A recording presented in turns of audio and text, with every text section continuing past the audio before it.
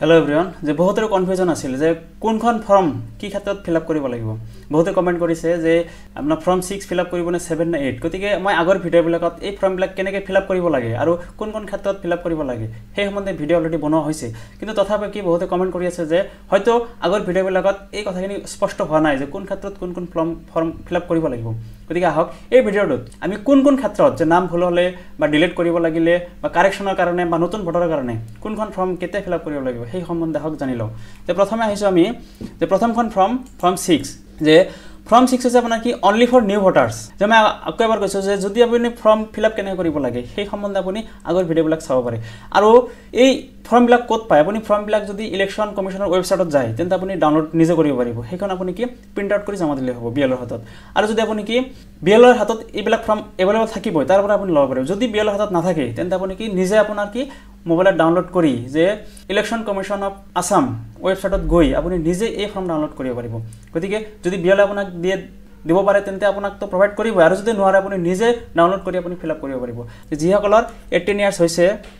18 years হৈছে আৰু যি সকলৰ 17 ইয়াৰ্স হৈছে কিন্তু 18 ইয়াৰ্স হ'বলৈ কি আছে আৰু আপোনাৰ কিছু সময় বাকি আছে যে 17 ইয়াৰ্সত ভৰি দিছে সেই সকল কি এই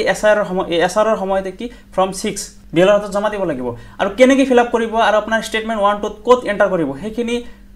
ভিডিও অলৰেডি বনোৱা হৈছে গতিকে আপোনালোকে সেই ভিডিওবিলাক চাই লব তেতিয়া কি আপোনাৰ বস্তুবিলাক ক্লিয়াৰ হ'ব গতিকে এটা কথা স্পষ্ট যে যদি কোনো নতুন ভোটাৰৰ ক্ষেত্ৰত কোনো কাম আহে এইখন ফৰ্ম 6 কোনটো কাৰেকচনৰ কাৰণে আপুনি কোনোদিনে ফিল আপ নকৰিব যে ফৰ্ম 6 ডিলিশন বা ডিলিট কৰিবলৈ বা শিফট কৰিবলৈ বা কাৰেকচন কৰিবলৈ বা আপোনাৰ ফটো আপডেট কৰিবলৈ এই ক্ষেত্ৰত কিন্তু আপুনি কি ফৰ্ম 6 ফিল আপ নকৰিব যে ফৰ্ম 6 হৈছে অনলি ফৰ নিউ ভোটাৰ যে নতুন ভোটাৰৰ কাৰণে হৈছে ফৰ্ম 6 যি সকলৰ 18 বছৰ হৈছে জাস্ট যে নতুনকৈ ভোটত নাম উঠাব সেই সকলে কি ফর্ম 6 আৰু যি সকলৰ যে 18 বছৰ এতিয়া হোৱা নাই কিন্তু 2026 চনত হ'ব সেই সকলে কি এই বছৰ আপোনাৰ কি ফৰ্ম 6 ফিল আপ কৰি বিএলৰ হাতত জমা দিব গতিকে এইখিনি ক্লিয়াৰ যে আপোনাৰ কি ফৰ্ম 6 লাগিব আৰু ফৰ্ম 6 ৰ ক্ষেত্ৰত কি ডকুমেন্ট লাগিব যে ইয়াত আপোনাৰ যে আইডি প্ৰুফ হিচাপে কি লাগিব আপোনাৰ হয় আপোনাৰ বাৰ্থ সাৰ্টিফিকেট নহলে আপোনাৰ কি Aadhaar card PAN card driving licence আপোনাৰ স্কুল সাৰ্টিফিকেট ক্লাস 10 বা ক্লাস 12 ৰ সাৰ্টিফিকেট আৰু কি ইন্ডিয়ান পাসপোৰ্ট এই কেইটা 6খন ডকুমেন্ট ইয়াতে দিয়া আছে এই 6খন ডকুমেন্টৰ যিকোনো এখন ডকুমেন্ট আপোনাৰ আইডি প্ৰুফ হিচাপে আপুনি দিব পাৰে এই 6খন ডকুমেন্ট কিন্তু আপোনাৰ নিজৰ লাগিব যিজন ভোটাৰ তেওঁৰ এই 6খন ডকুমেন্টৰ যিকোনো এখন লাগিব আৰু যদি এই 6খন ডকুমেন্ট নাই তেওঁ যদি আইডেন্টি প্ৰুফৰ কাৰণে কোনো বেলেগ যে কোৰ্ট এফিডেভিট বা বেলেগ অন্য ধৰণৰ কোনো কাগজ পাতি তো যোগাৰ কৰে সেই ক্ষেত্ৰত তেওঁ কি ইয়াতে লিখি দিব লাগিব যে তেওঁ কি কাগজ তেওঁ এই 6খনৰ বিপৰীতে তেওঁ প্ৰদান কৰিছে গতিকে ফৰ্ম কেনেকৈ ফিল আপ কৰিব লাগে মই আগৰ ভিডিওত কৈছো তাৰপিছত আপোনাৰ যে আইডেন্টি প্ৰুফ গল এতিয়া কি এড্ৰেছ প্ৰুফ এই যে এড্ৰেছ প্ৰুফৰ ক্ষেত্ৰত আপোনাৰ ইয়াতো 6খন ডকুমেন্ট আছে কি ওয়াটাৰ বিল বা ইলেক্ট্ৰিসিটি বিল বা গ্যাস কানেকশন এটো এখন যে ইয়াৰে আপোনাৰ ওয়াটাৰ বিল হলব ইলেক্ট্ৰিসিটি বিল হ'ব গ্যাস কানেকশন হ'ব কিন্তু ই কি কম 1 বছৰ পুৰণা হ'ব লাগিব যে আজি আপুনি গ্যাস কানেকশন বনাই আজি জমা দিলে নহব কম কি 1 বছৰ পুৰণা হ'ব লাগিব তাৰপিছত পাসবুক যে আপোনাৰ কি ন্যাশনালাইজ ব্যাংক বা আপোনাৰ প্ৰাইভেট ব্যাংক নাইবা আপোনাৰ পোষ্ট অফিস এই ব্যাংকৰ পৰা কি আপুনি পাসবুক আনিব লাগিব যে পাসবুকত কি থাকে এড্ৰেছ থাকে গতিকে সেইখন দিলে আপোনাৰ এড্ৰেছ প্ৰুফ হ'ব নাইবা আপোনাৰ কি ল্যান্ড ডকুমেন্ট যদি আছে যদি ল্যান্ড ডকুমেন্ট থাকিলে হ'ব কিন্তু ল্যান্ড ডকুমেন্ট আপোনাৰ নামত নাই সেই ক্ষেত্ৰত যদি আপোনাৰ ফাদাৰৰ নামত বা মাদাৰৰ নামত যদি থাকে নাইবা আপোনাৰ হাজবেণ্ডৰ নামত যদি থাকে সেই ল্যান্ড ডকুমেন্ট দিলে কি হ'ব এড্ৰেছ প্ৰুফ হিচাপে আপুনি দিব পাৰিব তাৰপিছত যে কি আছে যে ৰেজিষ্টাৰ্ড ৰেন্ট লিজ ডিড যে যদি ভাড়াৰ কোনো লিজ ডিড থাকে কোৰ্টৰ পৰা ওলা আপোনাৰ যদি ভাড়াৰ কোনো যে চুক্তি থাকে সেই ক্ষেত্ৰতো হেতু আপুনি কি এজ এ এড্ৰেছ প্ৰুফ হিচাপে ইউজ কৰিব পাৰিব তাৰপিছত আধাৰ কাৰ্ড যে আপোনাৰ নামত যদি আধাৰ কাৰ্ড আছে আধাৰ কাৰ্ড তাৰপিছত কি ইন্ডিয়ান পাসপোৰ্ট এইখিনি বস্তু কি আপোনাৰ দিলে হ'ব বা আপোনাৰ কি যে যদি সেল এগ্ৰিমেন্ট যে কোনো ঘৰ কিনা বেচা বা মাটি কিনা বেচা যদি কোনো কিনা বেচা যদি কোনো সেল এগ্ৰিমেন্ট থাকে যে সেল এগ্ৰিমেন্ট মানে কি আপুনি ক্ৰেতা হ'ব লাগিব যে আপুনি কিনা ব্যক্তি হ'ব লাগিব সেই ক্ষেত্ৰত কি আপুনি এইখন আপুনি ডকুমেন্ট হিসাবে এইকেটা ইউজ কৰিব পাৰে এড্ৰেছ প্ৰুফ হিসাবে এড্ৰেছ প্ৰুফ আপোনাৰ পেৰেন্টছৰ নামত বা হাজবেণ্ডৰ নামত দিব পাৰিব কিন্তু আইডি প্ৰুফটো আপোনাৰ নিজৰ নামত লাগিব গতিকে এইখন হল আপোনাৰ ফৰ্ম 6 ৰ ক্ষেত্ৰত তাৰপিছত আহিলে ফৰ্ম 7 যে ফৰ্ম 7 কি আপোনাৰ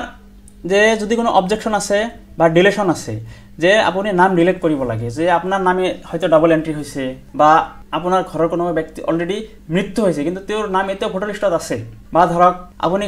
কাৰোবাৰ নামত কি অবজেকশন কৰিব হেজন মানুহ ইন্ডিয়ান নহয় আপুনি গম পাইছে যে হেজন মানুহ ইন্ডিয়ান নহয় কিন্তু 7 ফর্ম কেনেকৈ ফিল আপ কৰিব লাগে সেই সম্বন্ধে ভিডিও আছে আপোনালোকে কাইন্ডলি ভিডিওবিলাক চাই ল'ব যে ইয়াতে কি লাগিব যিজন মানুহে এপ্লাই কৰিব যে ডিলিশনৰ কাৰণে বা আপোনাৰ অবজেকশ্যনৰ কাৰণে যিজন মানুহে এপ্লাই কৰিব সেইজন মানুহৰ নিজৰ ডকুমেণ্ট লাগিব যে এইখিনিত তেওঁ নিজৰ ডকুমেণ্ট ফিল আপ কৰিব লাগিব আৰু আপুনি যিজন ব্যক্তিৰ এগেইনষ্টত আপুনি ডিলেশ্যন বা অবজেকশ্যনৰ কাৰণে আপুনি কি কৰিছে এপ্লাই কৰিছে সেইজন ব্যক্তিৰ ইপিক নাম্বাৰ ইয়াতে আপুনি এণ্টাৰ কৰিব তেওঁৰ নেম ইপিক নাম্বাৰ তেওঁৰ হাউচ নম্বৰ এড্ৰেছ এইখিনি আপুনি কি ইয়াতে এণ্টাৰ কৰিব লাগিব গতিকে ফৰ্ম 7ৰ ক্ষেত্ৰত আপোনাৰ কি যে ভোটাৰ আইডিখনে কি আপোনাৰ ডকুমেণ্ট যে আপোনাৰ ইপিক নাম্বাৰ আৰু মোবাইল নাম্বাৰ এইটো আপোনাৰ ডকুমেণ্ট যে ফৰ্ম 7 এপ্লাইৰ ক্ষেত্ৰত বিশেষ কোনো ডকুমেণ্টৰ দৰকাৰ নহ'ব কিন্তু এতিয়া যে আসল আপোনাৰ কি ফৰ্ম 8 যিসকল এক্সিষ্টিং ভোটাৰ যাৰ অলৰেডি ভোটাৰ লিষ্টত নাম আছে কিন্তু বিভিন্ন কাৰণত তেওঁৰ নাম কি হৈছে ভুল হৈছে বা ধৰক শিফটেড হৈছে বা ভোটাৰ আইডিখন বেয়া হৈছে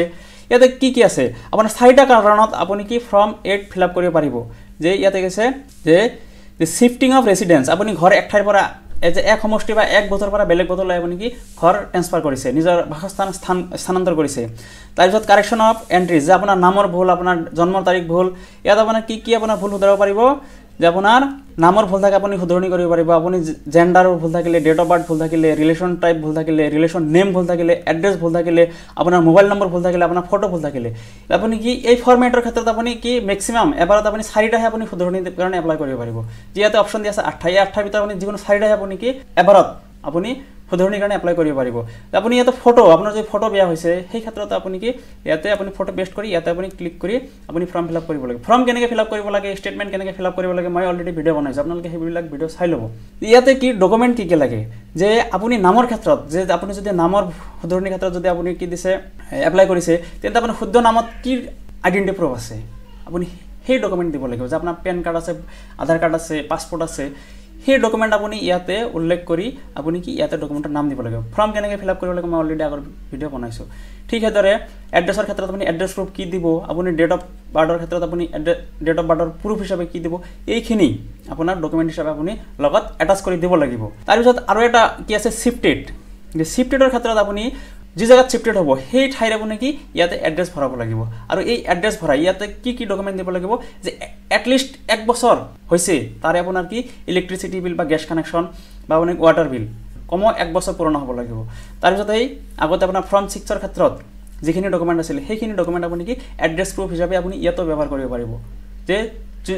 যিখন আপুনি নতুন জায়গাত স্থানান্তৰ হৈছে যে বা শিফটেড হৈছে সেই জায়গাত আপুনি এইখিনি এড্ৰেছ প্ৰুফ আপুনি প্ৰভাইড কৰিব লাগিব গতিকে ইয়াতে মই ফৰ্ম কেনেকৈ ফিল আপ কৰিব লাগে বা আপোনাৰ কি সেইখিনি মই অলৰেডি ভিডিঅ' বনাইছোঁ আপোনালোকে সেইবিলাক ভিডিঅ' চাই ল'ব আৰু যদি কি হয় আপোনাৰ যদি ভোটাৰ আইডিখন হেৰাইছে যে কিবা কাৰণত একদম লষ্ট হৈছে যে আপোনাৰ পকেটৰ পৰা হেৰাই গ'ল বা আপোনাৰ বানপানী বা ধৰক আপোনাৰ ফায়াৰ বা আদাৰ কোনো নেচাৰেল ডিজাষ্টাৰৰ কাৰণে যদি আপোনাৰ কাৰ্ডখন যদি বেয়া হৈছে সেই ক্ষেত্ৰত কি আপুনি এপ্লাই কৰিব পাৰিব বা আপোনাৰ কাৰ্ডখন যদি একদম বেয়া হৈছে যে কাৰ্ডখন অলৰেডি আছে কিন্তু কাৰ্ডখন বেয়া আছে সেই ক্ষেত্ৰত আপুনি ফৰ্ম 8 যে ফৰ্ম 8 ইউজ কৰি আপুনি কি এপ্লাই কৰিব পাৰিব এই ক্ষেত্ৰত কি আপোনাৰ কোনো ডকুমেণ্ট নালাগে আপুনি কি বিএলক ফৰ্মখন জমা দিলে হ'ল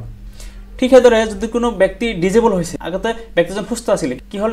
কিবা ক্ষেত্ৰতো ডিজেবল হ'ল যে তেওঁৰ চকুৰ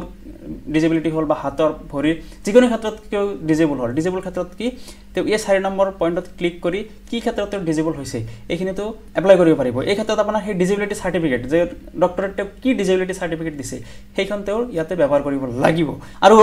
এটা কথা ইম্পৰ্টেণ্ট মনত ৰাখিব যে ফৰ্ম 6 য'ত আপুনি নিজে সই কৰিব লাগিব